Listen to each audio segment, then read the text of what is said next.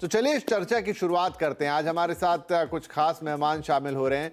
Author psychologist doctor Arvind ओता। Doctor ओता, वो रिसर्च ये भी कह रही है कि अगर ऐसा नहीं हो रहा है तो ये उतना ही नुकसानदायक भी है। ये ऑलमोस्ट इक्विवेलेंट है हर रोज 15 सिगरेट पीने जितना। ये कैसे?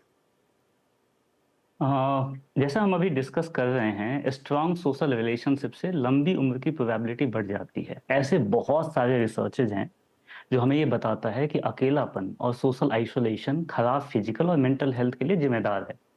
मेंटल हेल्थ की बात करें तो मेंटल हेल्थ में डिप्रेशन होने की संभावना, स्किज़ोफ्रेनिया होने की संभावना, अवॉइडेंट पर्सनैलिटी डिसऑर्डर, पीटीएसडी जिसको हम पोस्ट ट्रॉमेटिक स्ट्रेस डिसऑर्डर कहते हैं, जैसे जैसी गंभीर मानसिक रोग होने की संभावना इंक्रीज हो जाती है। हमें ये समझना है कि किस तरीके का रोल हमारे फ्रेंड्स हमारे लाइफ में प्ले करते हैं, राइट? हमें ये समझना होगा कि सोशल सपोर्ट सिस्टम अलग-अलग तरीके से हमारे स्ट्रेस, ट्रॉमा और दूसरे नेगेटिव इमोशंस को हील करने में मदद करता है।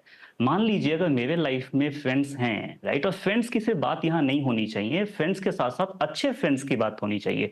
अगर मेरे लाइफ में अच्छे फ्रेंड्स हैं, तो हम सब अपने लाइफ में कभी न कभी स्ट्रेस, कभी न कभी ट्रॉमा और बहुत सारे ऐसे नेगेटिव इमोशंस हैं जिसको हम महसूस करते हैं। अगर फ्रेंड्स हैं, उन लोगों में इन सब राइट इमोशन से, नेगेटिव इमोशन से लड़ने की जो जो शक्ति है वो बढ़ जाती है। बात ये है कि अगर हमारे जीवन में कुछ लोगों का साथ कुछ लोगों के साथ अगर अच्छे संबंध हो तो हम ज्यादा खुश रहते हैं, और उसे उस हैप्पीनेस की वजह से, जो हम खुश रहते हैं, उस हैप्पीनेस की वजह से जो बॉडी में चेंजेज आता है, जैसे सेरोटोनिन, डोपामाइन, एंडोर्फिन्स, ऑक्सीटोसिन का बनना, वो हमारे जीवन को सकारात्मक बनाता है। अगर कोई इंडिविजुअल अपने लाइफ में राइट फ्रेंड्स सर्कल नहीं है, अगर उनके बहुत अच्छे फ्रेंड्स नहीं हैं, तो जब भी वो स्ट्रेस में होंगे, स्ट्रेस उनका प्रोलॉन्ग हो जाएगा, स्ट्रेस लंबे टाइम तक चलेगा। अगर वो डिप्रेस्ड होंगे या कोई भी नेगेटिव फीलिंग या नेगेटिव इंफॉर्मेशन या नेगेटिव न्यूज उसको मिलेगा, वो एक्सटेंड होगा, जिसकी वजह से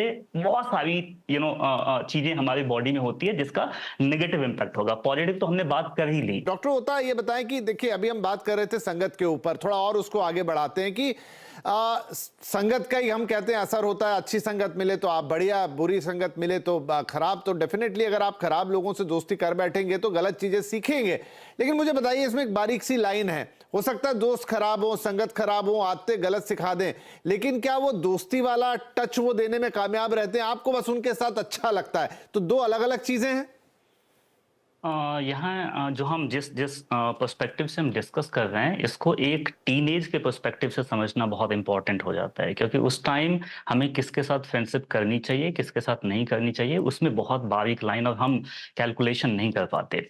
हमें ये समझना होगा कि कोई बहुत अच्छा फ्रेंड है, इसके बेनिफिट्स हैं।